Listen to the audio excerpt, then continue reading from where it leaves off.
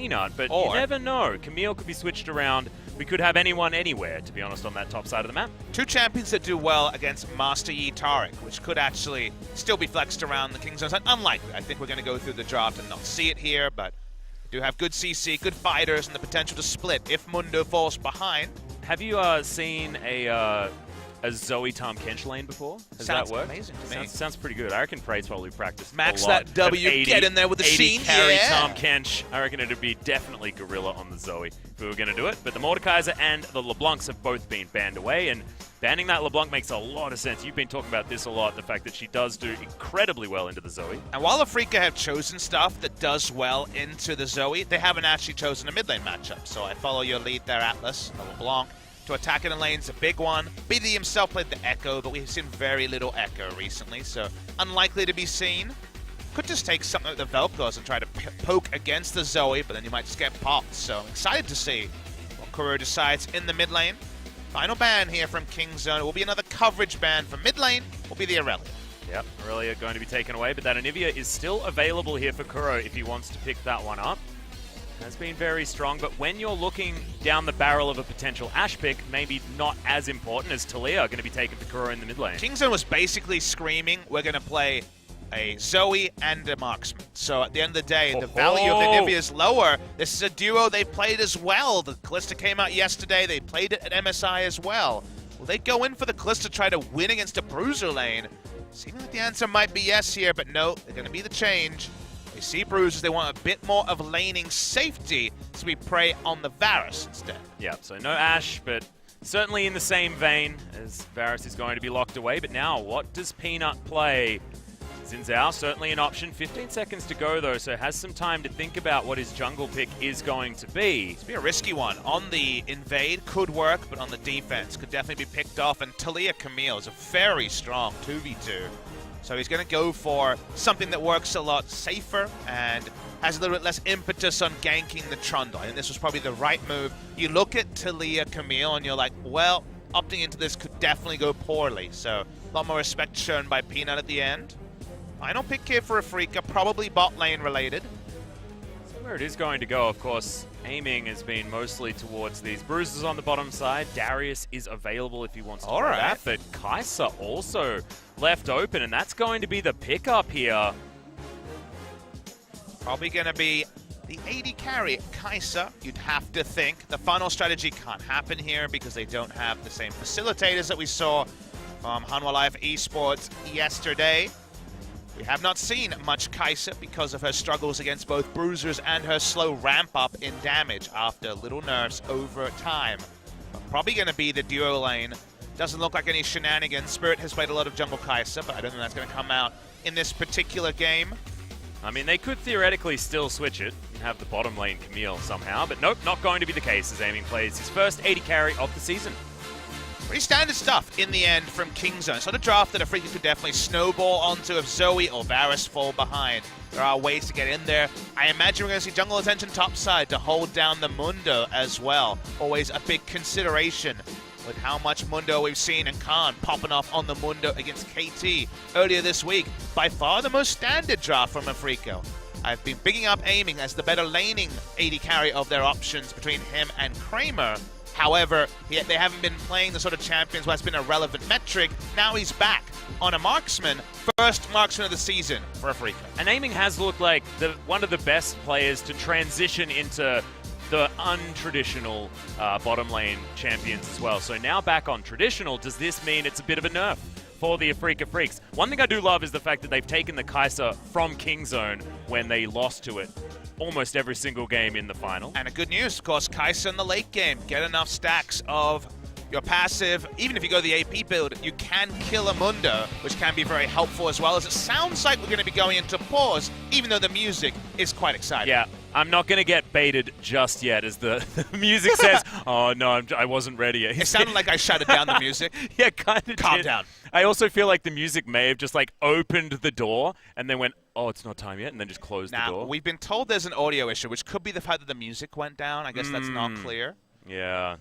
There's a howling sensation, apparently, according to Joel. That's not a very nice way to describe your voice. Well, I mean, I was going to say, I also don't think that our voice should be pumped into the players' ears, even if they don't necessarily understand English all that well. Most of Kingzone are definitely able to Exactly. decipher. I feel like it's cheating. And I mean, we know Kuro can certainly understand on the side of the Afreeca Freecs. That's true. I don't know about the other Tucson players. as well. Tucson as well, yep. The other one's a bit struggling. Keen definitely does not have the English proficiency just yet.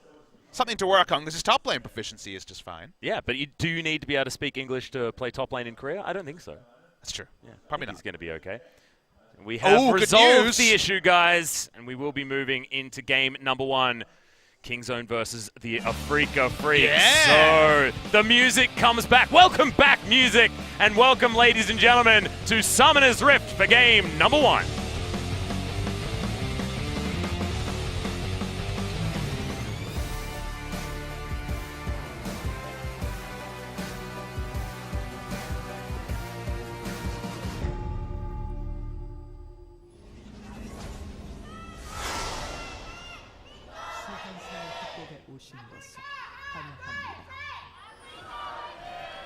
Well, the lead caller for Afreeca certainly had her Wheaties this morning, because that was a full lung of air thrown into the call. No shenanigans early on in this game so far. Plenty of time for that. Plenty of time for shenanigans. Really excited to see this. We were actually talking to the players beforehand, as we mentioned that Gorilla and Kuro were hanging out a couple of hours before the games kicked off, and they asked me what my expectation was, and I thought Afreeca were favored because they played the Banner Bruiser bot lane duo so well.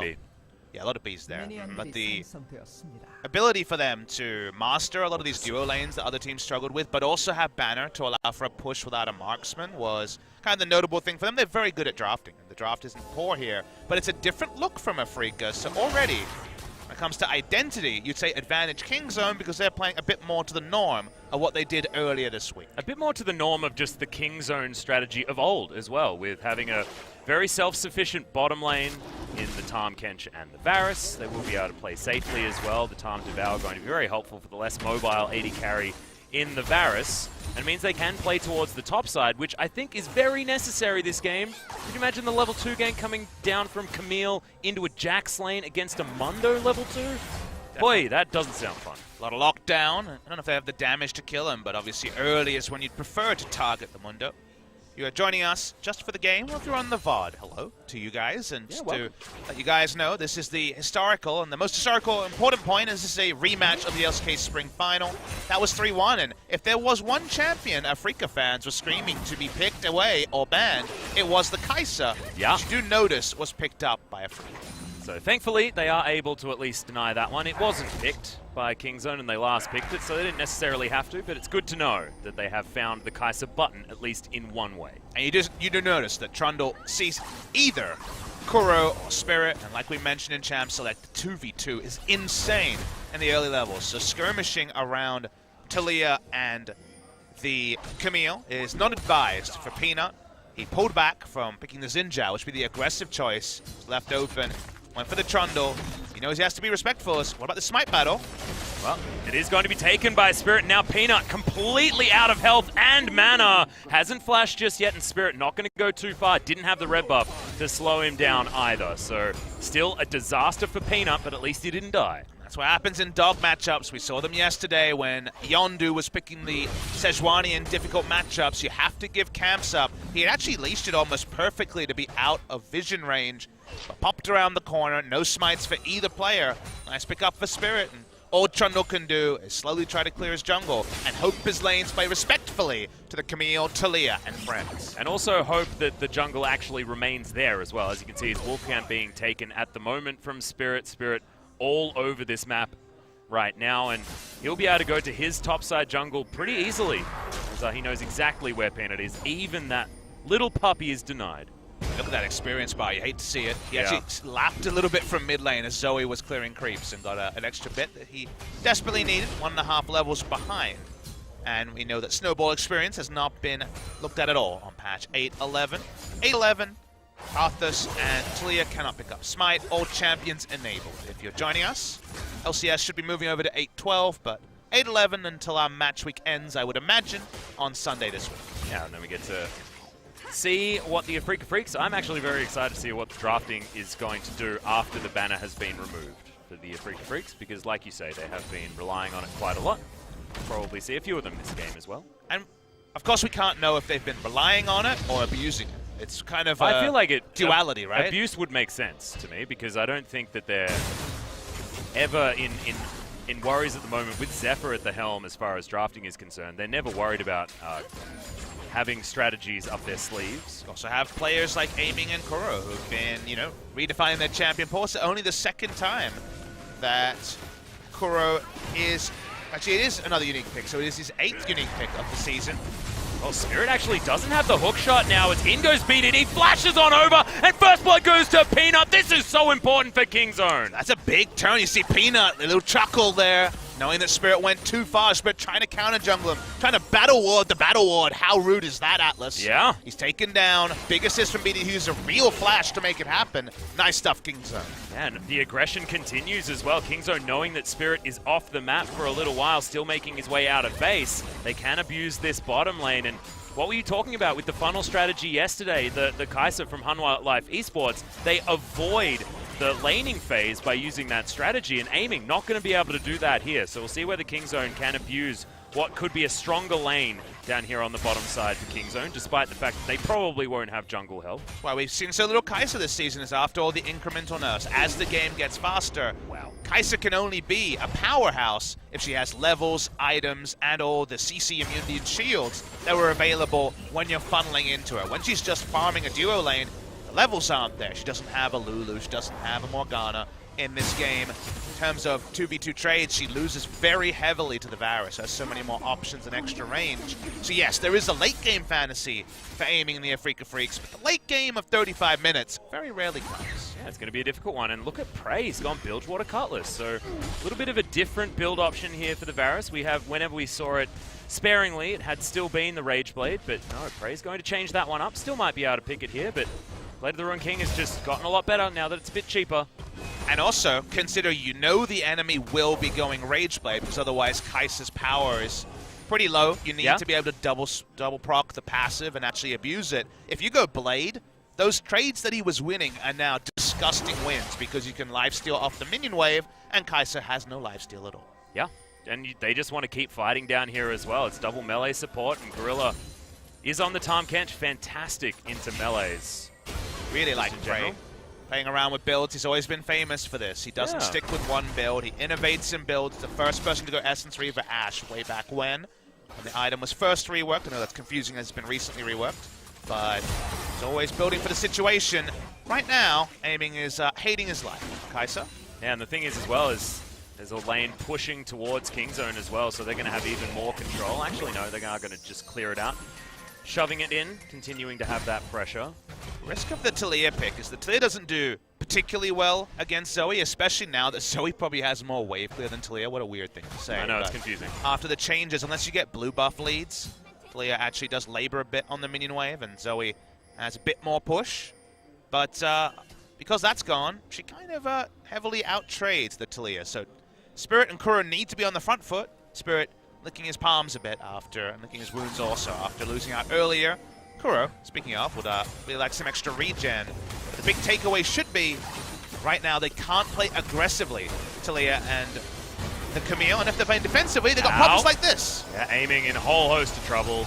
Does have the shield, but that's going to be Stand United now on cooldown, and heal on cooldown as well for the Kaiser. And man, one collapse turns a game where Camille had trivialized Trundle to a huge degree into 2 winning lanes for Kingzone, a farming lane top, and we don't even see Spirit getting any value out of the big lead that Camille had. The game has turned so much, and that's why investing both summoners from BDD was exactly the right move. Yeah.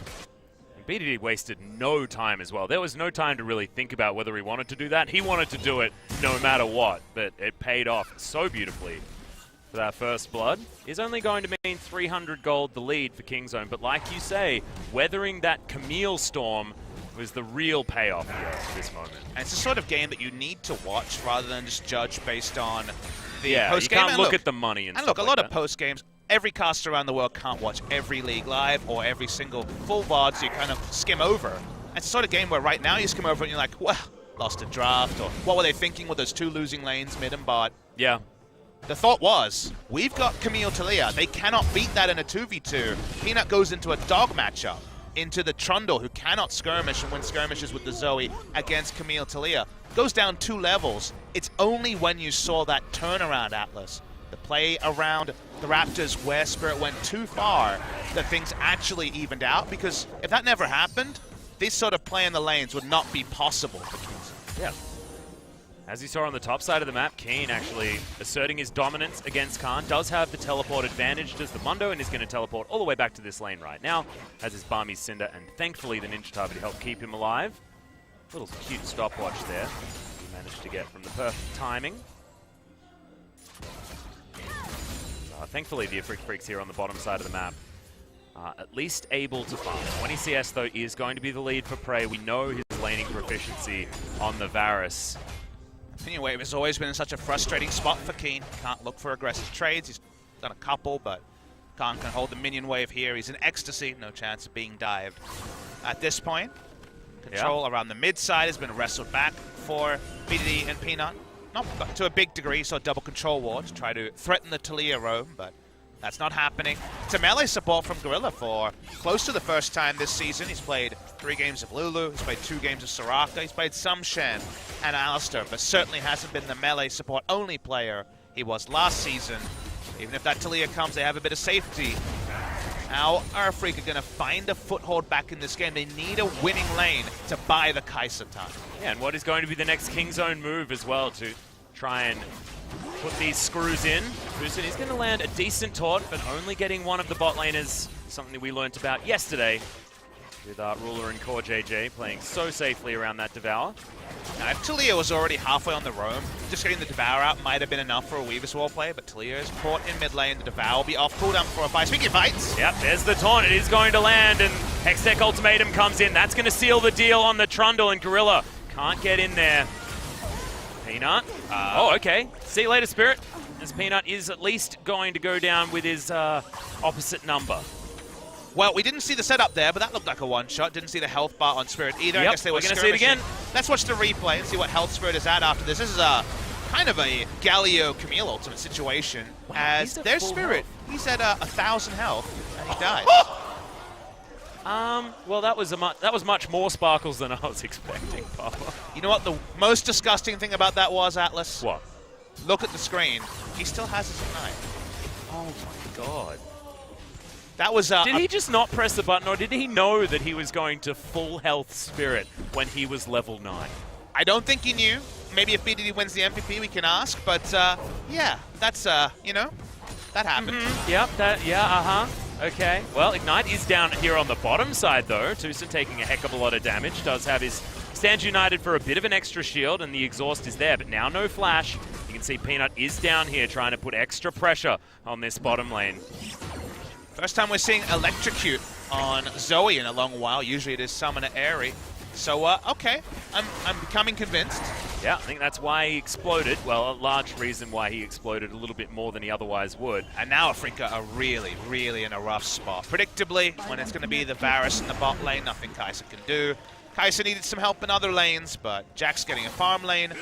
Camille, unfortunately, had her life turned around against her, and in 2 plays against the Camille, BDD has really ratcheted up the tension for Afreeca and put the side of Kingzone in a very comfortable position. And it's one of those things where we want to ask the question of what would have happened had that first blood not gone down as well. There is so much to talk about based on the fact that Afreeca really did drop the ball in that one moment, and otherwise things could have been so different. Still, able to get a kill back. They lose the outer turret on the bottom side of the map. Now, where does Kingzone go? They do lose the Rift Herald. As there's the flash from Gorilla. Wants to actually take down Spirit as Abyssal Voyage is going to get him over. Thankfully, there is the Blast Cone, and Spirit gets to safety. I guess Spirit stole Gorilla's lunch money because he really wanted to get on top of him, even without someone there. Maybe it was part of your conversation with Kuro. Maybe he overheard it. That's true. He was in the makeup room adjacent. Yeah, see? But, he's like, whoa. Papa actually thinks that we're going to lose? You know, I have to make predictions one way or the other. That's just how it goes. I know, but it's going to disappoint someone. Well, so far Kingzone have played very, very well, and as the Observer is showing us, towers are healthy. A This one has not even taken a spec. Not even a ranged minion has thrown in a cheeky order. Yeah. And that is what happens when you take Kai'Sa last pick and you have a Shen support, and your other lanes didn't do so well. Well, red buff has been warded here, so at least Peanut's position for the Afreeca Freecs is known. But top lane is where Frey and Gorilla are going to go, continue this push vest, and this top outer turret is going to continue to have no damage taken off it. Sunfire Cape has been completed here for Khan, who's happy now moving around where he pleases. He generally does. I don't quite know where Keen is, and the vision is still good for the Afreeca Freecs.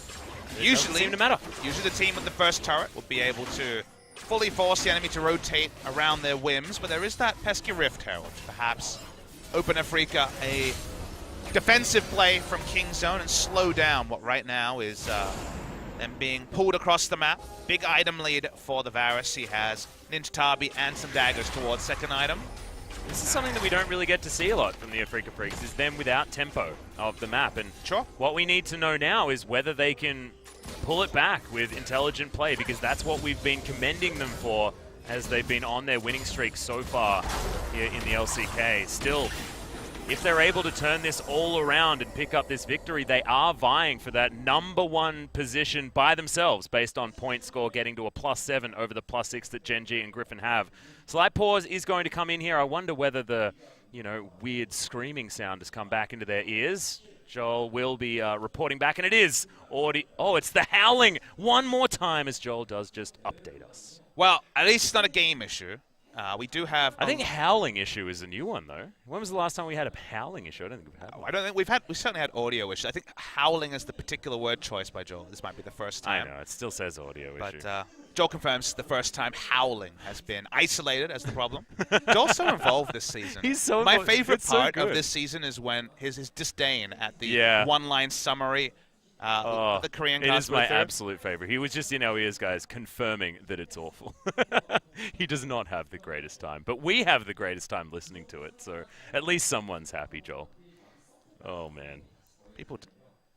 Okay, Sounds we are good going to news. resolve it one more time, but the fact that it did crop back up means that maybe we'll see that one back again. Hopefully we've completely eradicated it now. We are back to the game. Back to video games. Exactly what I want. The most Legos I can get. Well, Papa, if there's anyone in the world at the moment getting as much Legos as they can possibly get from a caster desk, it is you. This has been Varus versus Kai'Sa. It didn't need too much induction. I made it clear that this is a good matchup for the Varus. And yeah, Kai'Sa's really wishing that the Camille was still counter-jungling every camp away from the Trundle, and that she could have a little bit less pressure on her side. Gonna have to be late game. If you want to know how they can come in, because you were talking about that just before the pause came through. Yeah. I think the best thing for Camille after the Rift Herald is put down, I'm not 100% sure where that's going to go, spot side now, is jungling around the jungling around the Kai'Sa and looking for a killer instinct play with the Hextech ultimate. That worked onto Trundle, that got them their one kill this game. If the Kai'Sa can build up her Rageblade stacks on a minion wave, and then they can get a pick with the Hextech ultimatum, there's still a lot of damage from the Kai'Sa, even though it is only one item and boots finished for aiming. Well, some opportunities. You're right, it does look a little bit dire. It's great. This minion wave just going to be shoved into aiming. He's going to have to protect that outer turret. Thankfully, no autos from the Varus are going to put any pressure onto that outer turret there, and looks like Spirit is going to try and shut down Khan, but that is getting more and more difficult. Now level 12 for the Mundo, has a couple of items as well as a timepiece, and that briefcase seems to keep refilling itself as he throws it over and over at Keen. Timepiece is frustrating because in stasis you do get the healing from the ultimate. That's the same as with the Swain, for example. Unaware of what's happening, Talia coming bot side. Trundle's actually packed up to go top, so this could just end up being a turret trade. And it looks like they will be able to get that damage onto the outer turret. Tempo is good for Afreeca, though. 1-to-1, yeah. This is what we were talking about. Can they get that tempo back around as Shelly's going to continue marching down the bottom side, and this will mean a potential 2-turret trade unless someone comes down there and helps out. Okay, she's going to set herself up again, and this is going to be a large chunk off this turret. And they're also at least getting a lead somewhere. They're getting good vision in the bot side, a control ward that will stick. They cannot do much in a 4v4 because they are outmatched 4v4 by the gold lead that Kingzone have been able to open up, and the fact that Zoe is already at a very nice point of power, so trying to trade across the map. Good decision there, and good use of the Rift Herald by Afreeca. And even global gold trades are always great for the team that is trying to get that that tempo back. So Also for the team that has the Kai'Sa, who needs the time and gold. It's one of these games, I talk about this quite a lot, the sort of game where if Afreeca have 45,000 gold in their lineup, if you notice in the top right of your screen is 29.5, but if another 15,000 gold is on their side and there's not a comical lead for the side of Kingzone, the game state will be a lot more healthy. Right now with BDD working towards his Oblivion Orb, double magic penetration, that next paddle star going to be an impressive one. Right now, Kingzone completely set up for success. Afreeca Freecs trying to sustain through what is a good start by Kingzone. And if BDD keeps picking up these Super Soakers in the mid lane, he most certainly is going to make... Or Protobelts. The Protobelt worked pretty well for the last kill. Yep. Dash Cannon. He just seems to have a lot of extra wave clear options, and like you were saying, making Talia look like she doesn't have as much wave clear as a Zoe, which, like you say, pretty hilarious. Are you in tune with the water gun market? Do you know if Super Soaker is still the go-to? Damn right, Super Soaker is the only one. I just wanted to make sure we weren't doing I think outdated Nerf, reference. I think Nerf has moved into the Super Soaker market, Really? which is, I think, cheating just a little bit because, you know, they already had a monopoly. They already had a thing. Why do Exactly. they need both Why do they things? need all the things, man? Ugh, capitalism. Shareholders. Oh man, I had a Super Soaker 2100 back in the day. I feel like people in hot climates get this conversation. People in cold climates are like, would you want to put water on people? It's cold. Shooting water at people is the best. Well, shooting lots of rockets at people is Aiming's fantasy. He watched Sangyu and said, I want that, but they haven't given him the funnel, and that is a lot less reliable. Seems like he's going to go the AP build. The Stinger usually means Nashal's Tooth into ability power. Generally pretty standard. Surprised he didn't go for the Doran's Ring start, which we've seen a lot of the time on the Kaisers as well. But just wanted to make sure he had as much safety as possible with the Doran shield. And has weathered the storm, of course, hasn't died just yet. Has that assist from helping out the early kill onto Peanut. Mountain Drake, it's not an Inferno, but it's not necessarily good news for the Baron speed of Kingzone if you're an Afreeca fan. Bay the Ruin King on the Varus. The Mundo can actually do some decent damage there. They have insane turn because Trundle Pillar plus Zoe usually means death. So it's actually ridiculous the amount Prey is going to be able to add to that Baron damage with the two Mountain Drakes now on top, just based on the fact that he's Varus as well. Second item, Rage Blade as well to the same advantages. Speaking of stacked up, that was full stacks on the Jax passive. And a turret taken. More gold into the game. 700 gold lead only. So they have managed to wrestle the game back in. If you ask me what it looks like when the two teams run each other 5v5, for once the Mundo comp isn't in an unassailable lead, I think definitely Kingzone have some good tools, and obviously the Zoe will want it to make an uneven fight rather than an even fight. And have a pause once again, unfortunately. Yeah, but Peanut, he actually just took off his headset. So. Kai'Sa can kill Mundo, and that's not usually the case for the champions we're seeing against Mundo. One of the reasons Mundos look so disgusting in Korea is that we have the lowest pick rate of traditional marksmen, and not every marksman can kill a Mundo. Ezreal, for example, struggles, but Kai'Sa, with all her missing health damage, can be very, very powerful. We're getting an update that the audio issue seems to be the same, and once again is being hopefully very quickly fixed. Yep, you can see Peanut looking under the table potentially for something that he may have dropped earlier on. But yeah, we are just going to remove the howling one more time. We're just going to switch out the headsets. And hopefully that will be it over and done with. As you can see, Peanut does find a new one. And we will be back into this game. Hopefully we are going to have the Trundle able to communicate with the rest of his team, which I believe is pretty necessary in a game like this. So understandable that we are going to slow this one down. But we will be moving back into this game as soon as this is resolved. I know we're focused on Peanut's headset. I'd like to know if he still has that really crazy mouse that he uses, because he had mouse issues in the past. That was because he had the old Brood War mouse that a lot of Korean pro gamers... one of those? A G1, I think it was. Yeah.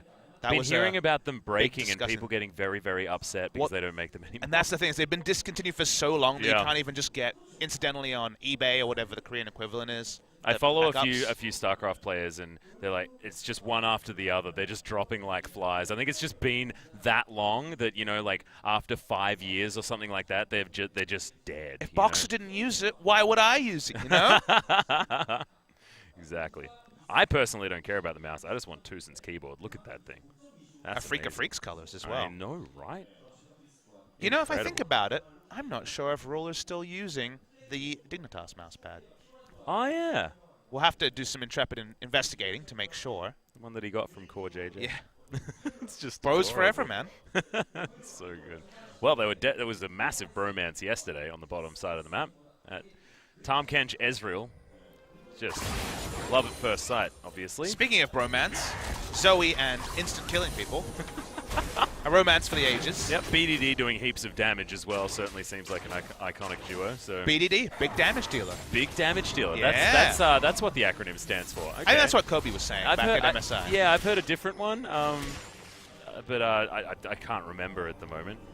Big, yeah, damage. And you know, ADD plays tanks, so he'd be an average damage dealer. Oh, he needs to be ADT. Average damage taker as well. Oh no, he could be a BDT. He's a big damage taker. Are we still PG-13 over here? I'm Yeah. not clear. I'm not clear with all these acronyms. Taking damage is not that's not a mature audience only thing. Everyone takes damage in this game, Papa. Well, Apart from maybe Khan if he gets to the ultra late game, but like you were saying, aiming will have tools. we have hit the moment in the game where Kingzone would really like to fight, so they're probably going to start Baron because they have Rageblade, Blade the Ruin King, and Azek's Convergence for the I just now do the most damage on Varus. Yeah, and also they've got 2 items on both of their solo laners as well. So as far This as is the hitting an clean item timings. this is some pretty Atlas special times. However, as National's Tooth does come in on the side of aiming, and Kuro does have his 2 items as well. But the big difference is it's almost a Trinity Big Force. difference, Daddy.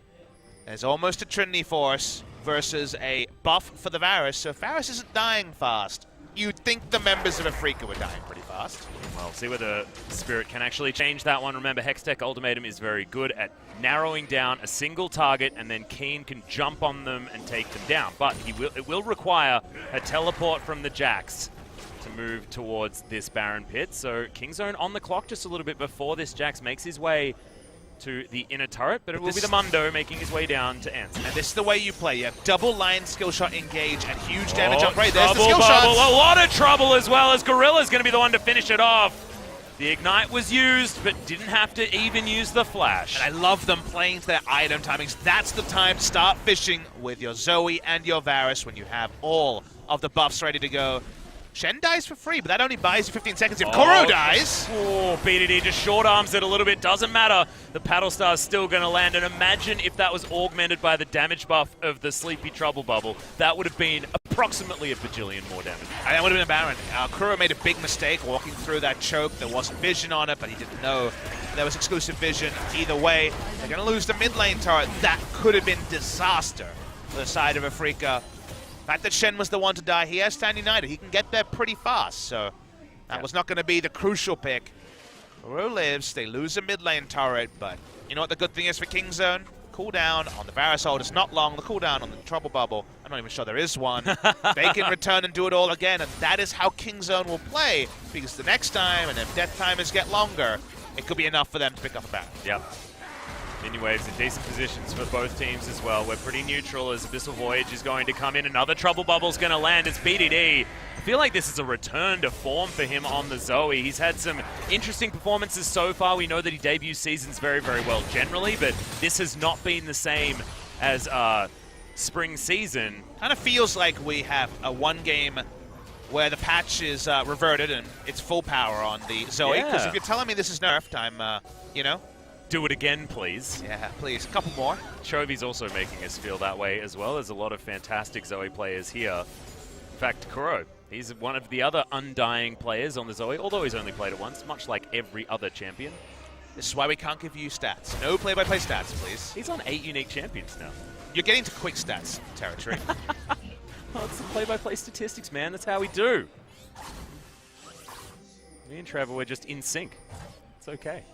Kingzone are in sync. They know where they want to play all around the Baron, make it about the Baron forever and ever, force the Kai'Sa to give up minions if possible. Now, Killer Instinct does mean that she can pick up minions in mid most of the time, as that was close. Yep. Every one of these trouble bubbles is very, very scary. QSS probably going to have to come in because of the respect being shown to BDD, and that is another thing that will delay the build for the Kai'Sa, but she's getting there. Yeah. And the Void Seeker having to be used to check the Baron pit as well, as She's in now base. we're charging up the Rage Blade. Half the health bar on this Baron. It's only going to go down faster as well. Teleport's going to come in as now Khan. He's just playing Gatekeeper. Kuro, that's an optimistic wall, but no one's going to get hit by the seismic shove. Is the steal going to come in? No, it's not. A Spirit is miles away, and the smite is true from Peanut. As Kuro, he's going to cop some briefcases, but Kingzone, they're just going to go back and prepare what they're going to do with this 3 minutes of Baron. Super clean Baron setup. Kingzone knew where Spirit was. They started DPSing him, and he had no ability to get into the pit. They stopped DPSing it when they saw Spirit walk up. Spirit left. So did the Baron hopes for the side of Afreeca. Very clean by Kingzone, playing exactly where they need to. Oh, hey, Gorilla. Gorilla rocks up. Kingzone in a huge lead, and Kingzone bringing Afreeca back to the standard League of Legends has been really big for them. We'll have to see whether Afreeca is going to be able to turn it all on its head in game number 2, but so far in game number 1, Kingzone are in complete control. Infernal Drake as well to augment their double mountains that they've already picked up. I mean, feeling like the Dragon RNG is working out very, very well for Kingzone at the moment if they do decide to go for it, and Peanut is going to start chomping into the big red guy. Prey going to help out with the damage. So where are they going to go with the Baron? Khan pushing out the top wave. See whether it's going to be 1-4 or 1-3-1. And it looks like the 1-4 option is going to be here, as the inner turret in the mid lane looks to be the next one to fall. Grouping with Zoe Varus is always the right choice. So 4-1 certainly makes a lot of sense. I feel like talking about sieging is something that we haven't got to do for quite a while, as this is a composition that certainly knows how to do so. Varus and Zoe not been together much. As that was just a trouble bobbies, bubble. My friend, as now BDD looking for more. Ooh, flashing forward. He tried to actually find flash anything. to reposition it there. Would definitely have killed the Spirit, but doesn't get it. Prey stacks up the Rage Blade, getting a lot of damage on this inner turret. Another one. BDD's got a homing beacon for a lot of these trouble bubbles. Meanwhile at Mundo. He's on the phone. He's letting his minions do it. He's delegated that particular task. Call from Mundo. Sometimes you just got to know how to delegate as well as doing things yourself, you know? So he's a good businessman. Gonna get in there and smack that thing down with his cleaver, though, as now inhibitor turret on the top side of the map will be under fire as Prey. He's got a charged up Rage Blade, throws a few bullets in there as the... Yeah, you better use that supercharger aiming, because these Sleepy Trouble Bubbles are no joke. And so cleanly played by Kingzone. Very reminiscent of a spring game, not the summer crazy meta.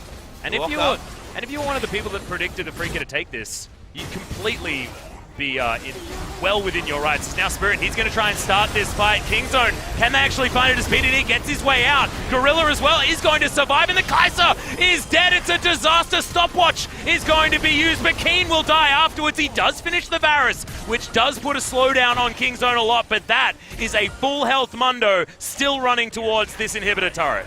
Kai'Sa got in the back line. She couldn't get the kills. This is not the Kai'Sa from yesterday. It's a one held in check much, much more. Kingzone going to take everything around the base. Khan tanks up the top lane turret. Tanking turrets has been his game this entire summer season. I mean, 2 inhibitors to Kingzone. Yep, and it was a 1-for-2, so not necessarily a landslide for Kingzone there, but they kill the right players, and they are going to be able to take 2 inhibitors from it as well. 15 seconds of Baron means empowered recalls come in, and that was a Locket of the Iron Solari built outright for Khan on the top side. We have a look at it again. Usually when you play this Kai'Sa build, you don't actually go for the dive. It's not a Hurricane build when you go AP, but he ends up just almost killing Gorilla and then going into full health Prey. With the Jax, there wasn't necessarily as much damage on the side of Kingzone. If they hadn't snowballed, no Baron buff, maybe the play works. And that current scenario, with the game state as it is, ends up being a one-way trip. And now Varus says, you know what? I can have the gap closed on me. I'll get a Guardian Angel. Yeah, and I believe he built that from nothing as well, as they had a lot of money in their back pockets. Locket of the Iron Slayer, remember, scales off health as well, so Khan is going to be definitely very helpful for healing up his whole team for a short period of time. He just didn't need any more items. You know, he had 3 items, and why not go for utility? If you're tanky enough and there's no 1 damage item for Mundo, the revert came on the items that could have been built in the future. The other bruiser items are removed that we're going to come in on 8-12, but Mundo doesn't need damage items. He just buys a utility. Could have got Lockout of the Iron Stellari, but went for the team-wide AoE in this case, and Mundo walks up. Don't even need minion waves. It's better for Mundo to preserve the minion health. And speaking of minion health, the Banner of Command rolls out. Yep, that's going to be what Gorilla finished when he went back to base as well. BDD's got a really sweet hat, and I'm really worried about anyone getting hit by anything, as there's the Trouble Bubble. Okay. Sorry, there's the Paddle Star, lands on a Tucson. Shen's normally a tank, guys. That one certainly isn't, as BDD's going to miss that one. Thank goodness for Afreeca fans, but this is going to be all the inhibitors going down. Prey, see, just playing so far up because he's not too worried. He's got Devour as well as the Guardian Angel available, and now Kingzone just moving forward. They'll have so much pressure with the minions that are pressing in. So many super minions going to be cascading into this base from Afreeca. They are being locked down. Waiting for the minion waves to come together, and then the siege continues. There's no answer to siege for Afreeca. Even the all-in is so unlikely to work. Weaver's Wall this close to the next, not going to matter. Kind of just waiting for a one-shot. Yep, Trouble Bubble's going to land as there's the Hex Tech Ultimatum. Afreeca Freecs looking to try and find their last team fight of the game, the last ditch effort, but look at their health bars. They're just melting. BDD so far away, but he's still able to kill the Talia. Peanut gets one back as well, as Tucson wants to at least taunt some people in there, but that's Gorilla able to save him. BDD with the stopwatch, perfect timing, and see you later, Nexus. We're going to game number 2. Kingzone, one up in the series. Plain as you like from Kingzone, the turning point oh so clear when Spirit had kept a 2-level lead over the enemy jungler. Went full Battle Ward and said, you're not even going to get your Raptors. BDD used his Flash and Ignite to get a great snipe, a second snipe we didn't even think could happen. Happened later at the enemy blue, but the game was largely won by the successful collapse from Kingzone mid lane and Kingzone jungle. Nicely done from Kingzone. They controlled the game well from there. The draft exposed from Afreeca. Not a bad draft when Camille and Talia work as they should. When Camille and Talia are losing 2v2 to a Trundle and a Zoe, that's where the problems really became very apparent the side of Afreeca. Yeah, and if you sort of turned up a little bit late to this series, and you're like, oh, this is the Kingzone of old. We're seeing, you know, they're taking on Afreeca again, and it's a 3-1 final situation, things like that. You're exactly right, bringing up that very early first blood, because I feel like it was all downhill from there for the Afreeca Freecs, and now what they need to address is making sure they don't make mistakes in the early game and playing clean Afreeca League of Legends once again, and we will be able to get to that 3 game. And let's see how Afreeca do when they're 1-0 down in a series where they're finally forced to draft Marksman. They roll the dice on Spirit and Kuro being able to get them over a hump. It doesn't work.